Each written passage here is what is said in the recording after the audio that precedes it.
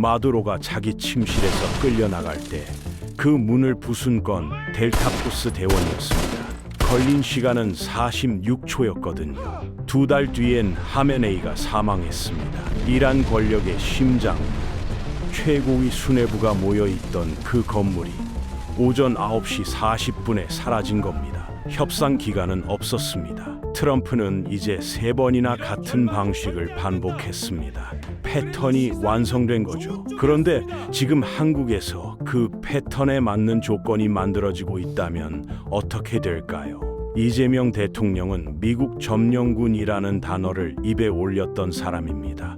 중국 편을 들며 셰셰를 외쳤던 사람이기도 하죠.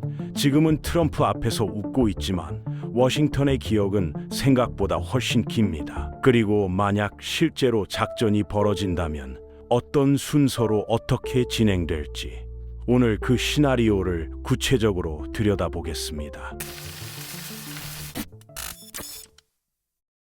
트럼프의 참수 전략은 2020년에 처음 시험됐습니다. 이란 혁명 수비대 쿠드스군 사령관 솔레이마니, 당시 그는 이라크 바그다드 공항에 내렸습니다. 그게 마지막이었거든요. 공항에 도착한 지 정확히 11분 만에 작전이 끝났습니다. MQ-9 리퍼 드론이 미사일 4발을 발사했고 탑승자 10명 전원이 즉사했습니다. 이스라엘이 정보를 제공했고 트럼프가 명령을 내렸습니다. 세계는 이걸 일회성 사건으로 봤습니다. 트럼프가 선을 넘은 특이한 사례라고 생각했거든요.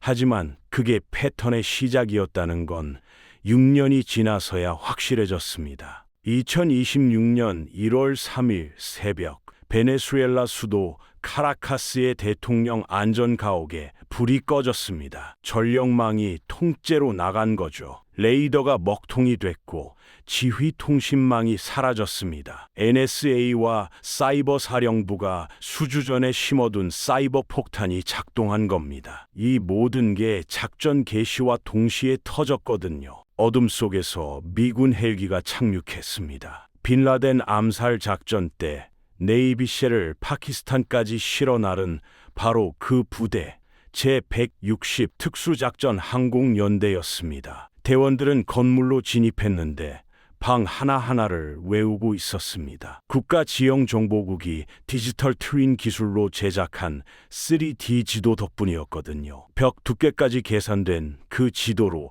대원들은 마두로의 침실이 어딘지 정확히 알고 있었습니다. 침실 문을 부수고 들어가 마두로 부부를 제압하기까지 걸린 시간은 46초였습니다. 작전 전체로 보면 3분이었거든요.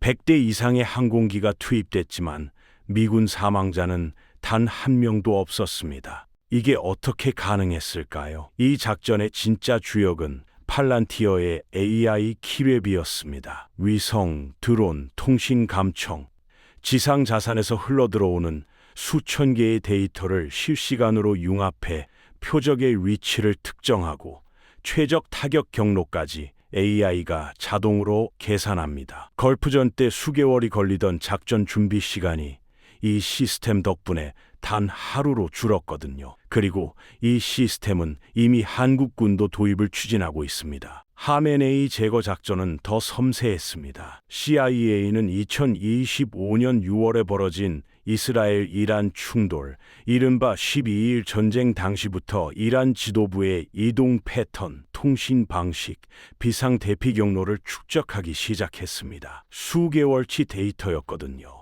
그러던 중 2026년 2월 28일 토요일 오전 CIA가 결정적 첩보를 입수했습니다. 테헤란 권력단지에서 최고위급 회의가 열리고 하메네이가 직접 참석한다는 정보였습니다. 원래 야간 공습을 계획했던 미국과 이스라엘은 즉시 타격 시점을 바꿨습니다. 이스라엘 시간으로 오전 6시 장거리 정밀 유도 무기를 장착한 전투기들이 이륙했거든요. 2시간 5분 뒤인 테헤란 시간 오전 9시 40분 미사일들이 이란 권력의 심장부를 동시다발로 강타했습니다. 혁명 수비대 총사령관 국방장관, 국가안보회의 사무총장이 그 자리에서 사망했습니다. 하메네이도 가족 4명과 함께 숨졌거든요.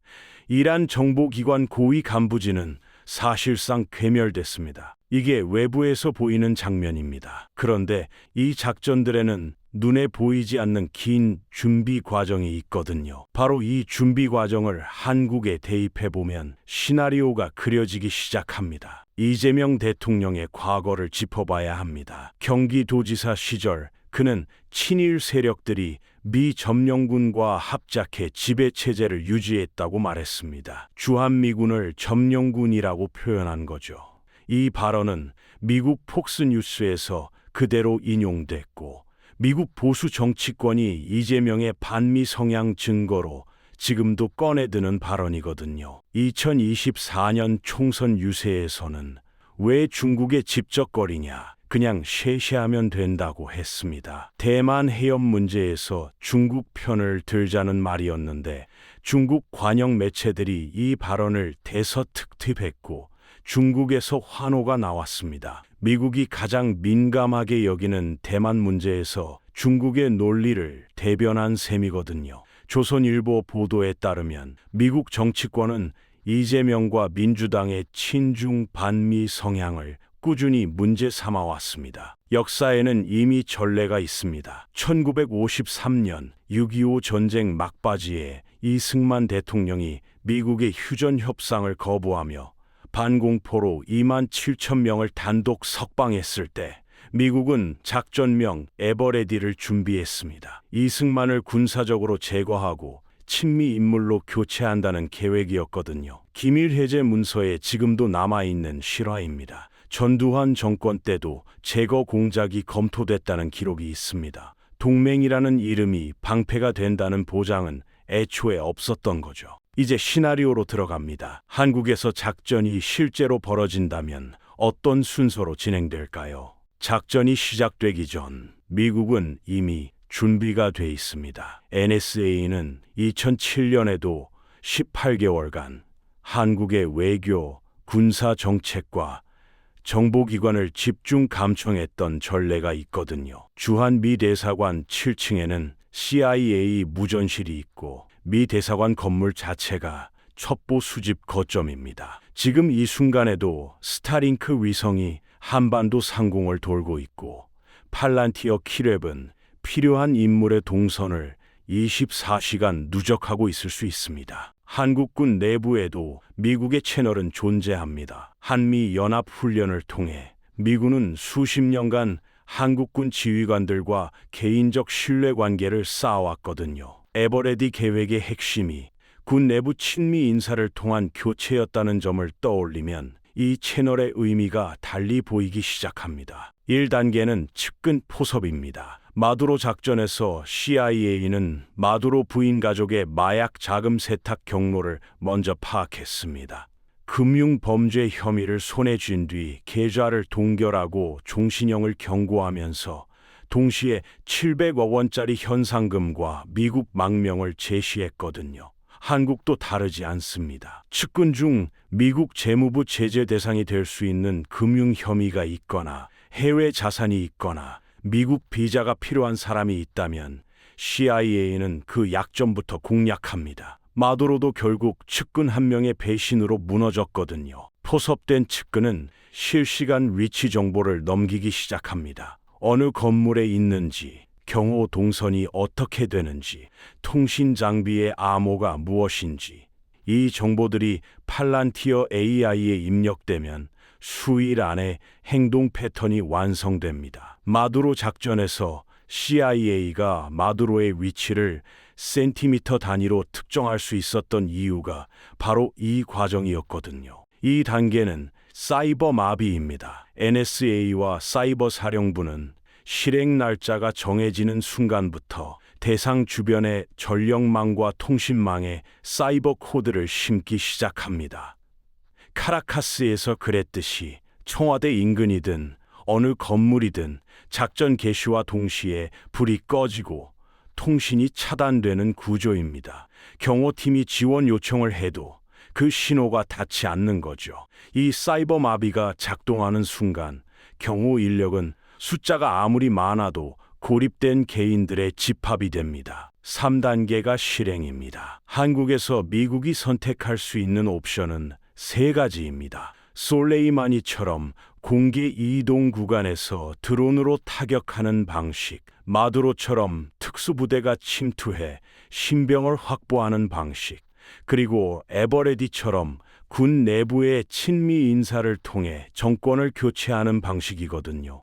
세 번째 방식이 한국에서 가장 현실적인 이유가 있습니다. 민주주의 체계가 작동하는 나라에서는 직접 군사작전보다 내부 붕괴가 미국의 정치적 비용을 훨씬 줄이기 때문입니다. 드론 타격을 선택한다면 서울 도심 상공에는 이미 무인 정찰 자산이 돌고 있을 수 있습니다. 주한미군은 서울의 모든 도로와 건물 구조를 수십 년간의 훈련으로 파악하고 있거든요. MQ-9 리퍼가 반드시 한국에 있을 필요도 없습니다. 괌이나 일본에서 출격해도 한국에 닿는 거리입니다. 특수부대 침투를 선택한다면 델타포스가 한국에 전개되는 시간은 수시간이면 충분합니다. 용산 기지는 서울 심장부에 있고 제160 특수작전항공연대는 12시간 이내에 어디든 전개 가능한 부대입니다. 마두로 작전에서 증명한 그 3분이